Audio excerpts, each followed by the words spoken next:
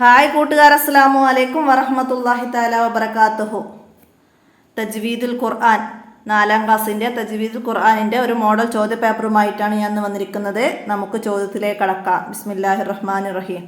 ഇന്നലെ ഞാനൊരു ചോദ്യ പേപ്പർ ചെയ്തിരുന്നു, അത് ഞാൻ വിശദമായിട്ട് ചെയ്തിട്ടുണ്ട്. അപ്പോൾ ഇത് ഒരുപാട് നീട്ടിക്കൊണ്ടുവന്നില്ല, ഞാൻ ചോദ്യങ്ങൾ വായിക്കാം, ഉത്തരങ്ങൾ പറയാം, മനസ്സിലാക്കാം. ആ വീഡിയോസിൻ്റെ ലിങ്ക് ഞാൻ തൊട്ടു താഴെ ഡിസ്ക്രിപ്ഷനിൽ കൊടുക്കാം. നിങ്ങളെല്ലാവരും ഉപകാരപ്പെടുത്തുക. ആ ചോദ്യപേപ്പർ തന്നെ പഠിച്ചാൽ നിങ്ങൾക്ക് തജ്വീദ് നന്നായി മനസ്സിലാക്കാൻ കഴിയും. പാഠബുക്കിൽ നിന്നുള്ള എല്ലാ ഭാഗങ്ങളും, ഒട്ടുമിക്ക ഭാഗങ്ങളും അതിൽ വന്നിട്ടുണ്ട്. അപ്പോൾ അതിൽ പറയാത്ത എന്തെങ്കിലും ഉണ്ടെങ്കിൽ ഈ ചോദ്യപേപ്പറിൽ ഞാൻ വിശദമായിട്ട് പറയുന്നുണ്ട്. മദ്ദുൽ ഫർഇയെ കുറിച്ചിട്ട് അതിൽ കുറച്ചേ ഞാൻ പറയുന്നുള്ളൂ. അപ്പോൾ അത് നന്നായി മനസ്സിലാക്കുക. ഒന്നാമത്തെ ചോദ്യം, ഇദ്ഗാമും ബിലാഉന്നയുടെ അക്ഷരങ്ങൾ. ഇദ്ഗാമും ബിലാഉന്നയുടെ അക്ഷരങ്ങൾ ഏതൊക്കെയാണ്? വാവും യാവും ഇദ്ഗാമും ബിഉന്നയുടെ അക്ഷരമാണ്. ഇദ്ഗാമും ബിഉന്നയുടേത് മീമ് നൂന്, അതും ഇദ്ഗാമും ബിഉന്നയുടേത്. ഇദ്ഗാമും ബിഉന്നയുടെ അക്ഷരമാണ് വാവ് യാ മീമ് നൂന്. അപ്പോൾ നമുക്കിവിടെ ഇദ്ഗാമും ബിലാഉന്നക്ക് വരുന്നത് ലാമ് റാ ആണ്. ലാമ് റാ ആണ്. അപ്പോൾ നമുക്ക് അത് ശരി അടയാളപ്പെടുത്തി കൊടുക്കാം. ലാമ് റാ. മിൻ ഇൽമിൻ. മിൻ ഇൽമിൻ എന്നതിലെ സാക്കിനായ നൂനിൻ്റെ ഹുക്കുമ് വിധി. അപ്പോൾ മനസ്സിലാക്കുക, വിധി എന്നത് തന്നെയാണ് ഹുക്കുമ് എന്ന് പറഞ്ഞത്. മനസ്സിലാക്കുക, സാക്കിനായ നൂനിൻ്റെ ശേഷം ഐന് വന്നു. ഐന് വന്നാൽ ഇൽഹാറാണ്. അപ്പോൾ നമുക്കവിടെ ശരി അടയാളപ്പെടുത്താം. സാക്കിനായ നൂനിന് ശേഷം ഐന്. അംസ ഹ ഐന് ഐന് ഹ ഹ ഇൽഹാറിൻ്റെ അക്ഷരങ്ങൾ. അപ്പോൾ നൂനിൻ്റെ തൻവീൻ്റെ ശേഷം അതിലേതെങ്കിലും അക്ഷരം വന്നാൽ ഇൽഹാറാണ്. മനസ്സിലാക്കുക. അടുത്തത് അൽ മദ്ദുൽ ലാസിം നീട്ടൽ നിർബന്ധമായ ഖദർ. മദ്ദുൽ ലാസിം നീട്ടൽ നിർബന്ധമായത് 3 അലിഫിൻ്റെ ഖദറാണ്. 3 അലിഫിൻ്റെ ഖദറാണ് മദ്ദുൽ ലാസിം നീട്ടൽ നിർബന്ധം. മനസ്സിലാക്കുക, അത് ശരിയാപ്പെടുത്താം. അടുത്തത് സാക്കിനായ നൂനിനെ ഇക്ലാബ് ചെയ്യുന്നതിന് ഉദാഹരണം. സാക്കിനായ നൂനിനെ ഇക്ലാബ്, നൂനിൻ്റെ ശേഷം ബാ വന്നാൽ അതാണ്. അപ്പോൾ അത് ശരിയടപ്പെടുത്താം. ഇവിടെ യാ ഇദ്ഗാമും ബിഉന്ന, ഇവിടെ ഷീന് ഇഖ്ഫ ആണ്. അപ്പോൾ ഇക്ലാബ് ചെയ്തത് നൂനിൻ്റെ ശേഷം ബാ വന്നത്.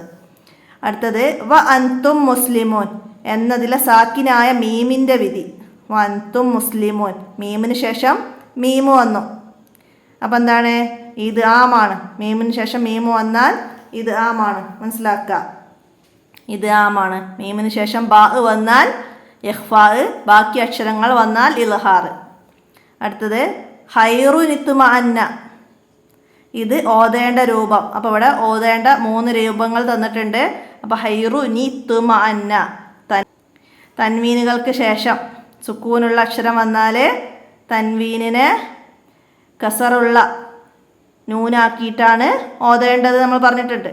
അപ്പോൾ അത് ശരി അടയാളപ്പെടുത്താം. ഇനി ചേരുംപടി ചേർക്കാനാണ്. എന്താണ് അടുത്തത്? എന്താണ് മാച്ച് ചെയ്യാൻ വന്നത്? മഹ്റജ്. മഹ്റജ് എന്ന് പറഞ്ഞാൽ എന്തായിരുന്നു? അക്ഷരങ്ങൾ പുറപ്പെടുന്ന സ്ഥാനാണ്, ഉച്ചാരണ സ്ഥാനം മഹ്റജ്. അപ്പോൾ നമുക്ക് അതിൻ്റെ സി എഴുതാം. അടുത്തതാ തർത്തീൽ. തർത്തീൽ എന്ന് പറഞ്ഞാൽ സാവധാനം ഓതൽ, സാവധാനം ഓതൽ. അപ്പം അതിൻ്റെ എ നമുക്കവിടെ എഴുതാം. എ സാവധാനം ഓതൽ. തദ്വീർ. തദ്വീർ എന്ന് പറഞ്ഞാൽ മധ്യനിലയിൽ ഓതലാണ്, മധ്യനിലയിൽ. അപ്പം അതിൻ്റെ ഡി എഴുതാം. സിഫത്ത്. സിഫത്ത് ഉച്ചാരണ രീതിക്കാണ് സിഫത്ത് എന്ന് പറയാം. അപ്പം അതിൻ്റെ ഇ എഴുതാം. ഹദർ. ഹദർ എന്താണ്? വേഗത്തിലോതൽ. ഹദർ വേഗത്തിലോതൽ. അപ്പോൾ അതിൻ്റെ ബി എഴുതാം. ഹദർ വേഗത്തിലോതൽ. മനസ്സിലാക്കുക. അപ്പോൾ അത് നിങ്ങൾക്ക് പാഠത്തിൽ, ഒന്നാമത്തെ പാഠത്തിൽ തദ്രിബാത്തിൽ വന്ന അതേ മാച്ച് ചെയ്യാനുള്ളതാണ്. മനസ്സിലാക്കുക. അടുത്ത പൂരിപ്പിക്കാനാണ്. വിശുദ്ധ ഖുർആൻ ഡാഷ് നിയമങ്ങൾ പാലിച്ചേ പാരായണം ചെയ്യാവൂ. എന്താണ്? തജ്വീദ് നിയമങ്ങൾ പാലിച്ചേ പാരായണം ചെയ്യാവൂ.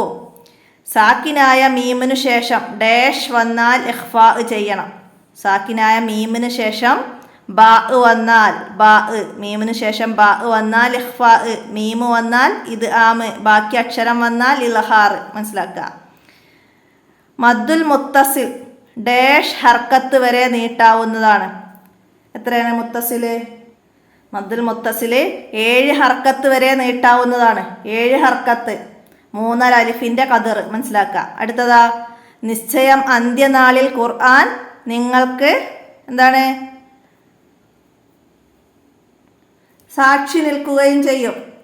നിശ്ചയം അന്ത്യനാളിൽ ഖുർആൻ നിങ്ങൾക്ക് സാക്ഷി നിൽക്കും.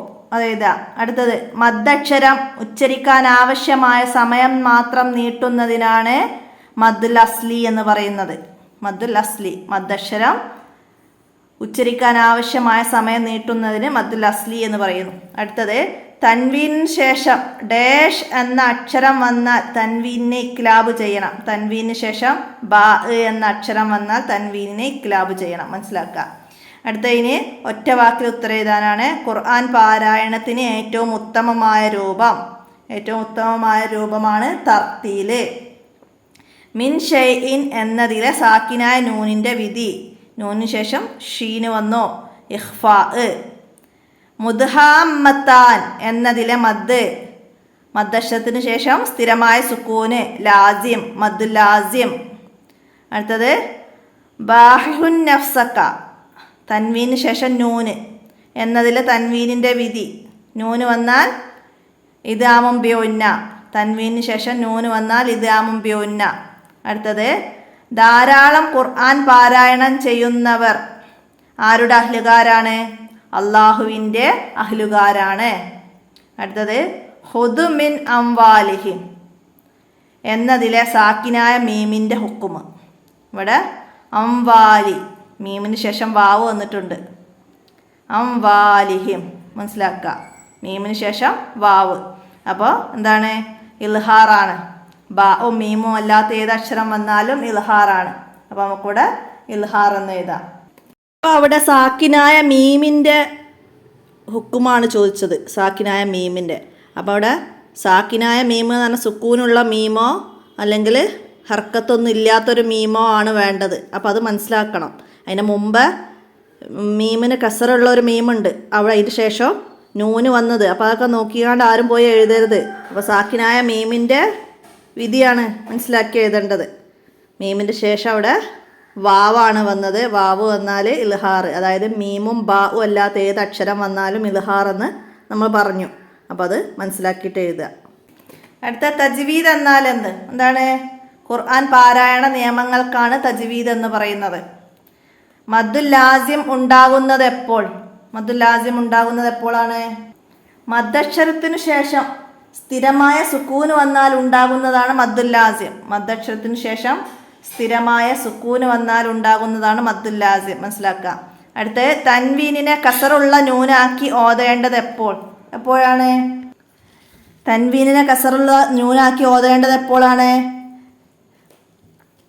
തൻവീനുകൾക്ക് ശേഷമുള്ള അക്ഷരങ്ങൾക്ക് സുക്കൂനായാലാണ് തൻവീനാകുന്ന നൂനിനെ കസർ ചെയ്ത് ഓതേണ്ടത്. നിങ്ങളെ 4ാമത്തെ പാഠത്തിലുണ്ട്. അപ്പോൾ ഈ ചോദ്യങ്ങളൊക്കെ നമ്മൾ കഴിഞ്ഞ ചോദ്യപേപ്പറിലുണ്ട്, മനസ്സിലാക്കുക. അടുത്തെന്താ? ഇദ്ഗാമുൻ ബിഉന്നയുടെ ഹർഫുകൾ ഏതെല്ലാം? ഇദ്ഗാമുൻ ബിഉന്നയുടെ ഹർഫുകൾ നൂന്, വാവ്, മീമ്, യാ.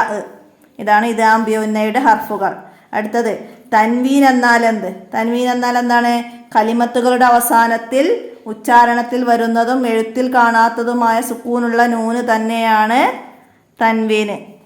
അടുത്തത്, ഖുർആനിൻ്റെ ശാപത്തിന് കാരണമാകുന്നവരാണ്? തജ്വീദ് നിയമം പാലിക്കാതെയുള്ള ഖുർആൻ പാരായണം കുറ്റകരവും ഖുർആനിൻ്റെ ശാപത്തിന് കാരണവുമാണ്.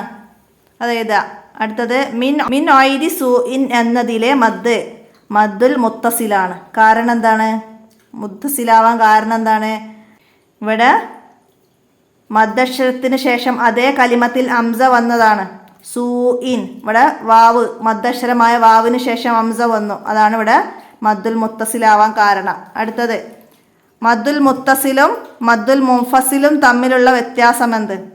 മദ്ദുൽ മുത്തസിൽ മദ്ദക്ഷരത്തിന് ശേഷം അതേ കലിമത്തിൽ ഹംസ വരുന്നതാണ് മദ്ദുൽ മുത്തസിൽ.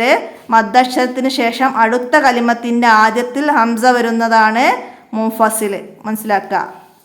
5 വരിയിൽ കുറയാതെ ഉപന്യസിക്കണം. മദ്ദുൽ ഫർഇയെ കുറിച്ചിട്ട് 5 വരിയിൽ കുറയാതെ എഴുതുക. മദ്ദുൽ ഫർഇ മദ്ദുൽ അസ്ലിയേക്കാൾ കൂടുതൽ നീട്ടുന്നതിനാണ് മദ്ദുൽ ഫർഇ എന്ന് പറയുന്നത്. മദ്ദക്ഷരത്തിന് ശേഷം ഹംസയോ സുക്കൂനോ വന്നാലുണ്ടാകുന്ന മദ്ദാണ് മദ്ദുൽ ഫർഇ. അവിടെ കൂടുതൽ നീട്ടണം. മദ്ദുൽ ഫർഇ 5 ഇനങ്ങളാണ്. മദ്ദുൽ ഫർഇയിൽ 5 ഇനങ്ങളാണ്. മദ്ദുൽ മുത്തസില്, മദ്ദുൽ മുൻഫസില്, മദ്ദുൽ ലാസിം, മദ്ദുൽ ആരിള്, മദ്ദുൽ ലീന്. അപ്പം അത് നന്നായി മനസ്സിലാക്കുക. ആ പാഠങ്ങൾ മനസ്സിലാക്കുക. അടുത്തത് സാക്കിനായ നൂനിൻ്റെയും തൻവീനിൻ്റെയും വിധികൾ. സാക്കിനായ നൂനിൻ്റെയും തൻവീനിൻ്റെയും വിധികൾ 5 ഇൽഹാർ, ഇദ്ഗാമും ബിഉന്ന, ഇദ്ഗാമും ബിലാഉന്ന, ഇഖ്ലാബ്, ഇഖ്ഫാ. ഇങ്ങനെ സാക്കിനായ നൂനിനും തൻവീനിൻ്റെയും വിധികൾ 5. അപ്പോൾ ഒക്കെ നന്നായി മനസ്സിലാക്കി പഠിക്കുക. അപ്പോൾ ഇത്രയാണ് ഈ ചോദ്യപേപ്പറിലുള്ളത്. അപ്പോൾ നമ്മൾ ഇന്നലെയൊക്കെ ചെയ്ത ചോദ്യപേപ്പറിലുള്ള അതേ ചോദ്യങ്ങൾ തന്നെയാണ് ഭൂരിഭാഗവും ഇതിൽ വന്നത്. അപ്പോൾ എല്ലാവരും നന്നായി മനസ്സിലാക്കി പഠിക്കുക, ഉപകാരപ്പെടുത്തുക. വീഡിയോ കൂട്ടുകാർക്കൊക്കെ ഷെയർ ചെയ്ത് കൊടുക്കുക. ഇന്നത്തെ വീഡിയോ അവസാനിപ്പിക്കുകയാണ്. അസ്സലാമു അലൈക്കും വറഹ്മത്തുള്ളാഹി വബറകാതുഹു.